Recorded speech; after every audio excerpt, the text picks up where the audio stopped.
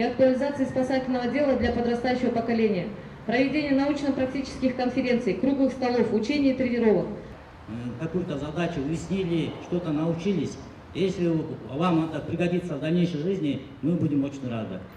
Участники соревнований «Юный спасатель», я сердечно тоже поздравляю вас с этим днем.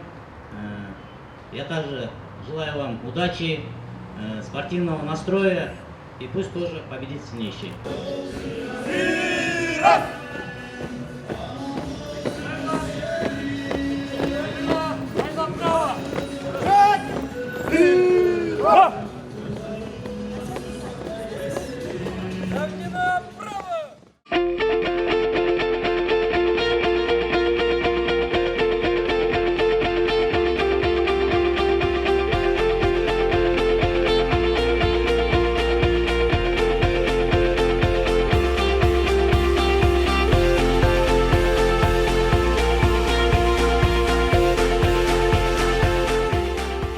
Негизги бул мелдеш, бул болсо ошол жаш куткаруучулардын даярдоо боюнча бир иш-чара болуп атат. Бул да иш-чара болсо ошол кырсыктардын тобокелин азайтуу күнүнө карата арналган атайын ушундай бизде иш-чара болуп атат.